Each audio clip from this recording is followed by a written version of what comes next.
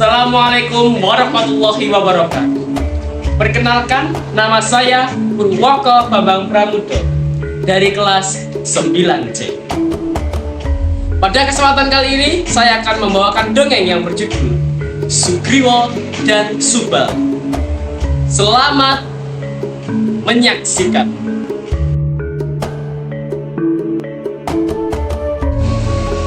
Pada zaman dahulu kala, di kedalaman Bukit Menoreh, hiduplah dua raksasa kembar yang mengerikan yang bernama Mahesa Suro, raksasa berkepala kerbau, dan Lembu Suro, raksasa yang berkepala sapi.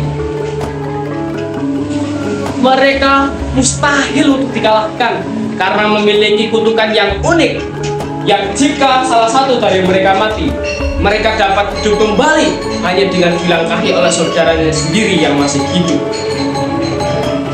Kekacauan bermula saat Mahesa Suro terobsesi meminang bidadari tercantik, yaitu Dewi Toro. Penolakan para dewa dibalas dengan amukan yang hebat yang meluluhlantahkan kahyangan. Dewi Toro kemudian diculik dan disekap di Goa Kiskendor. Karena kewalahan, para dewa kemudian meminta bantuan kepada Subali, seorang pertapa kera putih yang mandraguna. Sebagai bekal oleh para dewa, Subali diberikan Aji Pancasona, sebuah ilmu yang membuatnya tak bisa mati selagi masih menyentuh. Subali kemudian berangkat bersama adiknya, Sugriwa. Sesampainya di depan pintu goa yang gelap, Subali memberikan mandat terakhir kepada Sugriwa. Subali kemudian berkata, "Wahai adikku, aku akan masuk ke dalam gua sendirian. Kamu tunggu di sini dan lihatlah sungai ini. Jika air yang mengalir dari sungai ini berwarna merah, berarti Mahesa Suro dan Lembu Suro itu mati. Jika air dari sungai ini berwarna putih, berarti aku yang gugur. Dan jika air yang keluar dari sungai ini adalah merah keputihan, berarti aku dan para musuh yang gugur.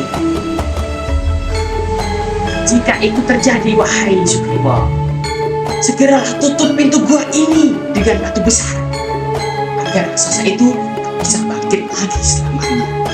Baik ya Sugriwa, kamu tunggu sini." di dalam gua pertempuran pecah dengan sangat dahsyat. Subali yang cerdik berhasil mengadu kedua raksasa itu hingga hancur berserakan. Akibatnya, darah merah yang kental bercampur dengan sumsum tulang yang warna putih mengalir keluar secara pesat. Di luar goa, Sugriwa terperanjat melihat aliran air yang berwarna merah keputihan. Dengan hati yang hancur mengira kakaknya telah mati bersama musuh, Sugriwa kemudian mendorong batu besar untuk menutup pintu goa selamanya. Sugriwa kemudian kembali ke kahyangan membawa kabar duka sekaligus kabar kemenangan. Oleh karena itu, Sugriwa diberi tahta, yaitu menjadi raja di kerajaan Pancawati dan menikahi Dewi Toro. Namun Subali ternyata masih hidup. Dengan sisa tenaga, Subali kemudian menjebol batu sumbat gua tersebut.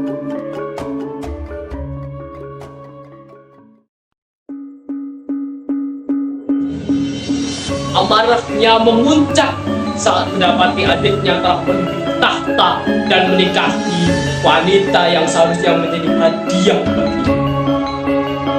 Subali telah menganggap Sugriwa telah sengaja menguburnya hidup-hidup demi kekuasaan. Pertolongan saudara tak terelakkan, sehingga sang ayah Resi Gotama turun tangan. Sang resi yang murka terhadap keangkuhan Subali yang merasa dirinya paling jasa dan tak terkalahkan, akhirnya menjatuhkan kutukan kepada Subali. Kelak, saktianmu akan runtuh di tangan titisan Wisnu, Prabu Ramawijaya.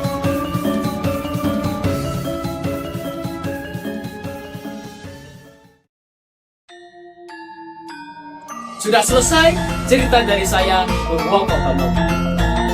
Pesan dan moral yang dapat kita ambil dari cerita Sugriwo dan Subali adalah pentingnya komunikasi yang jelas dan baik, pentingnya mengendalikan amarah dan ego, serta pemikiran yang matang sebelum mengambil tindakan.